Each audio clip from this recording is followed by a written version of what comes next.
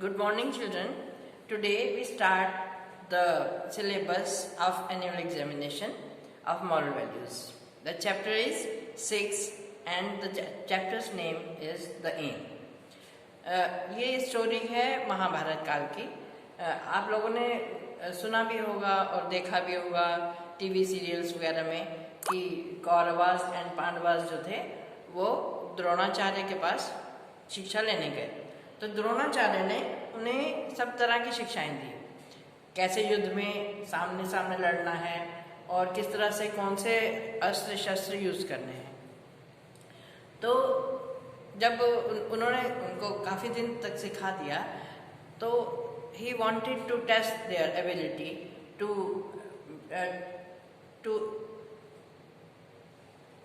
how they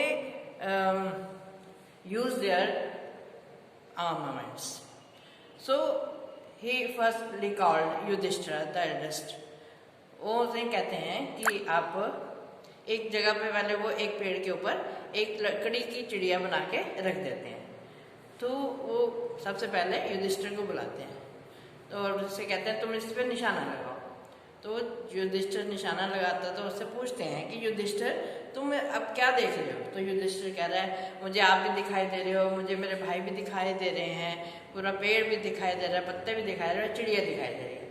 तो Dronacharya satisfied नहीं होते हैं, कहता है कि ये तो धनुर्धर बनने के लायक नहीं है। सो ही कॉल्ड दुर्योधन, क्योंकि दुर्योधन और उससे बड़ा था। तो दुर्योधन कहता है, दुर्योधन भी यही कहता है कि मुझे पेड़ दिख रहे हैं, मुझे चिड़िया दिख रही है और मुझे घास फूस भी दिख रहा है। फिर उसके बाद वो भीम को बुलाते हैं तो भीम भी यही कहता है कि मुझे सब कुछ दिखाई दे रहा है, पत्ते भी दिखाई दे रहे हैं और घास फूस भी दिखाई दे रही है और चिड़िया भी दिखाई दे रही है। But Dronacharya was not satisfied with the answers of these princess, so he called Arjun. अब वो सोचने लगा कि अब तो इनको इतनी मैंने पढ़ाई करा दी, कोई फायदा ही नहीं हुआ इनको, तो अब अर्जुन ने भी नहीं किया, तो इसका मतलब मुझे इनको दोबारा से इन्हें पढ़ाना पड़ेगा सेम चीज़ें। So he called Arjun again to test his ability. तो वो अर्जुन को बोलता है तो वो सेम प्लेस पे लेके जाता है उन्हें और अर्जुन देखते हैं। तो अर्जुन से पूछते हैं अब तुम क्या देख रहे हो। तो वो कहता है कि मुझे केवल चिड़िया की आंख दिखाई दे रही है। तो कहता है ठीक है, जब मैं तुम्हें ऑर्डर करूँगा तो तुम शूट कर देना और अपनी जो धनुष है, बाण जो है वो उस चिड़िया की आंख में मारना। तो वो जैसे ही ऑर्डर देता है धनुष से वो अर्जुन निशाना बनाता है और सीधा चिड़िया की आंख में तीर लगा देता है। तो जो द्रोणाचार्य वो खुश हो जाते हैं। तो इसका मतलब क्या है, इस स्टोरी को सुनाने का मतलब ये है कि हमें ज़िंदगी में डिसिप्लिन और कंसंट्रेशन रखनी चाहिए। हम जैसे आप लोग विद्यार्थी हैं, आप लोग स्टूडेंट्स हैं, तो आपको कंसंट्रेशन होनी चाहिए। ये नहीं कि जब कुछ भी है सारे काम एक साथ नहीं हो सकते, तो तुम्हें एक जगह पे फोकस करना पड़ेगा, कंसंट्रेट करना पड़ेगा। कुछ भी सीखना है अगर आपने तो उस चीज़ में आपको कंसंट्रेशन डालनी पड़ेगी, अदरवाइज आप उस चीज़ को उस समय तो याद हो जाएगा लेकिन क्या होगा बाद में भूल जाएंगे। So concentration is very important in your life and even in elders also.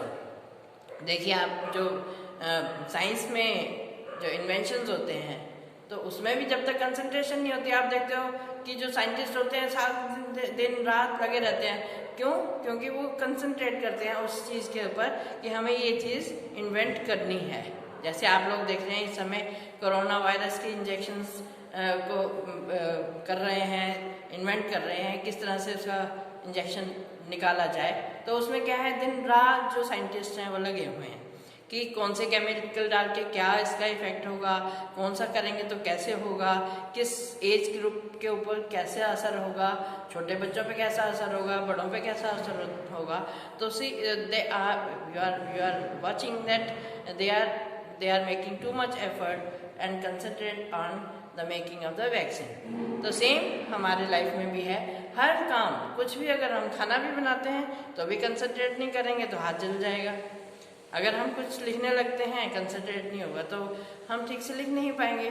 और अगर हम कोई चीज़ लर्न करने लगे हैं तो अगर हम उस चीज़ के ऊपर फोकस नहीं रखेंगे, उस चीज़ को हम बार बार और कंसंट्रेशन से पूरा ध्यान उसमें लगा के, कंसंट्रेशन का मतलब होता है पूरा उसके ऊपर ही ध्यान लगाना, ध्यान नहीं लगाएंगे तो हम उस काम को पूरी अच्छे तरीके से कर नहीं पाएंगे।